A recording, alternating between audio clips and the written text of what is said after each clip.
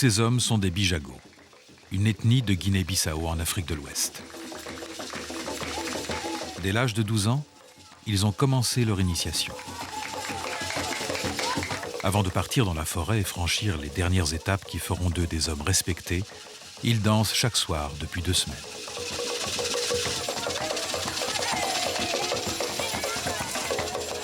Pour triompher des terribles épreuves qui les attendent, ils comptent sur l'énergie que la danse du requin doit leur donner.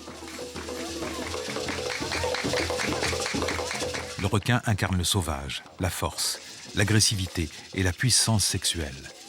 En l'imitant, ils apprennent à contrôler, à canaliser l'énergie animale qu'ils ont en eux. Ici, le requin n'est ni bon ni mauvais, il est simplement force de la nature.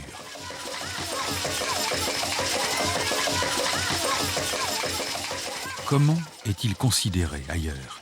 Quelle place ce magnifique prédateur occupe-t-il dans l'imaginaire de l'homme? C'est ce que nous allons découvrir en un voyage qui nous mènera de l'Orient à l'Occident, à travers les croyances et les mythes.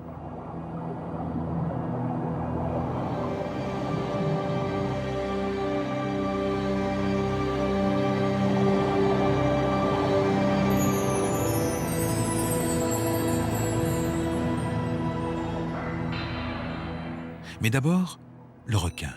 D'où vient-il? Quand et comment l'homme l'a-t-il rencontré?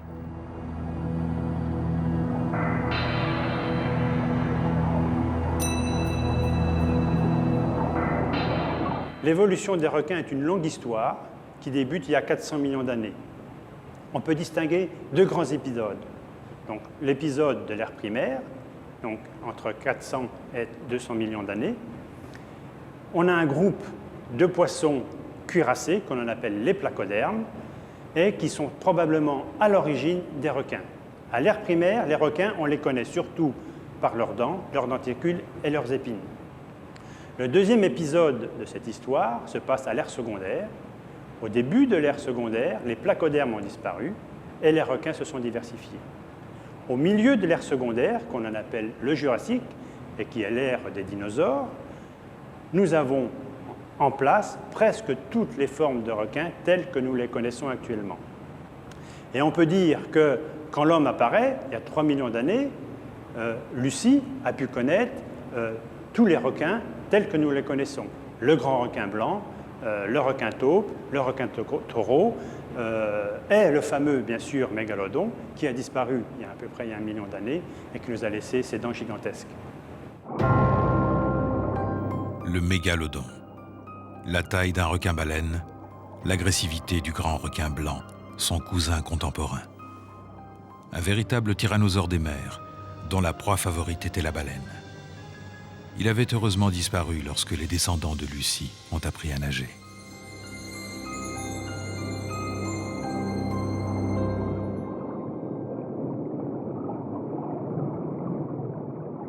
Des premières rencontres significatives entre l'homme et le requin, nous ne savons rien. Mais on peut supposer qu'elles se sont passées comme sur ces images. Des sites archéologiques ont montré qu'il y a au moins 40 000 ans, l'homme, dans sa quête de nourriture, a compris l'intérêt que représente le poisson. Et avant de développer des techniques spécifiques de pêche, utilise celles qu'il connaît déjà depuis longtemps, c'est-à-dire celle de la chasse. Armé probablement d'un épieu de bois effilé, il chasse le poisson près du bord de l'eau.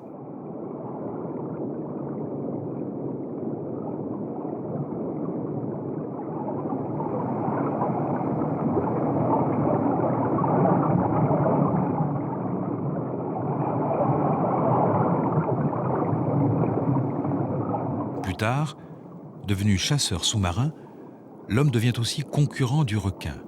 Et celui-ci, très rapidement, cherche à lui disputer ses prises.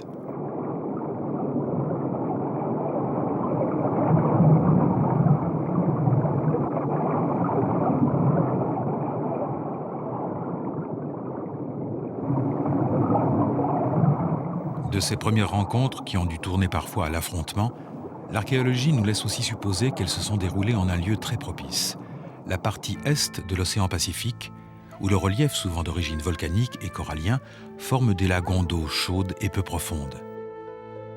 Là, Les hommes vivent en étroite symbiose avec la mer. Car dans ces régions, la biodiversité des animaux marins étant plus importante que celle des animaux terrestres, c'est de celle-ci qu'ils tirent la plupart de leurs ressources.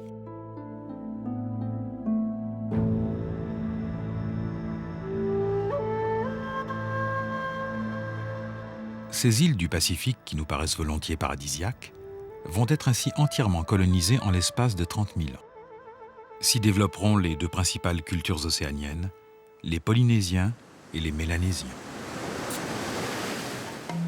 Ces hommes et ces femmes qui, sur leurs embarcations, ont franchi des milliers de kilomètres d'une île à une autre, quelles étaient leurs croyances? Comment imaginaient-ils le monde? Quelle place y occupait l'être humain, les animaux, et parmi eux, le plus grand prédateur, le requin? Avant la christianisation, qu'on peut estimer à peu près généralisée vers le milieu du XVIIIe siècle, les Océaniens étaient polythéistes. D'autre part, ils avaient des relations avec la nature telles qu'ils considéraient que les éléments de la nature possédaient les mêmes caractéristiques que les humains, donc les échanges homme-nature étaient extrêmement importants. Ces sociétés océaniennes vivaient en symbiose presque totale avec la mer et considéraient qu'il n'y avait pratiquement pas de rupture entre l'île et l'océan, la terre et la mer. Et dans ce monde qui ne faisait qu'un terre-mer, le requin était le roi en quelque sorte. Les peuples du Pacifique sont les seuls à avoir fait du requin un véritable symbole. Dans leur société de tradition orale, la mythologie a encore une action sur les esprits et influence les comportements, les pratiques et les représentations. Malgré la modernisation, certaines attitudes vis-à-vis de la nature et plus particulièrement du requin perdurent encore ou se cachent sous un vernis de christianisation datant de 2 ou 3 siècles seulement.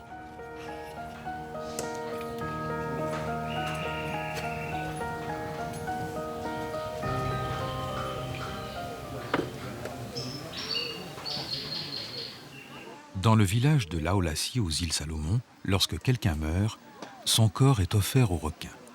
Seule sa tête est conservée dans de petites nasses en éclats de bambou.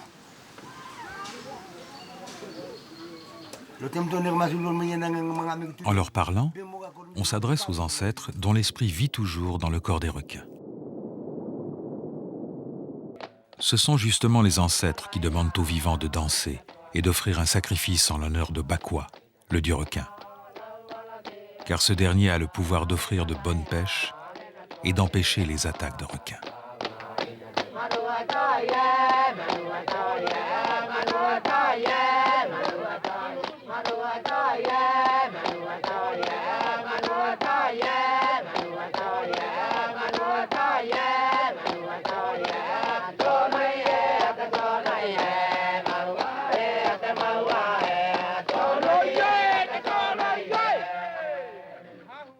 Maintenant, on sacrifie un cochon.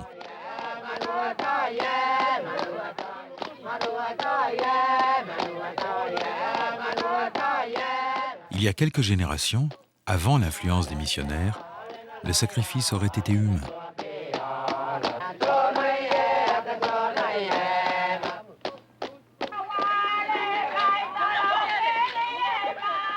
Les femmes chantent pour demander à Bakwa de protéger leurs maris et leurs enfants.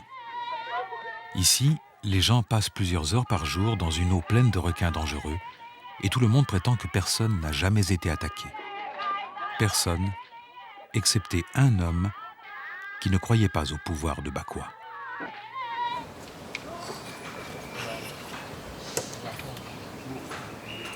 Un peu plus tard, les entrailles du cochon sont offertes aux requins.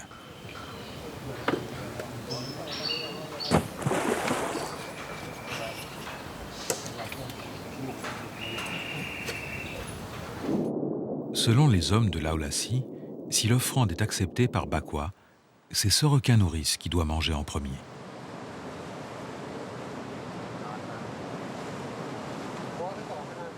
Si les petits requins pointe-noire se servent d'abord, c'est un mauvais présage. Bakwa est resté sourd à la prière des hommes. Finalement, le requin sacré accepte le sacrifice.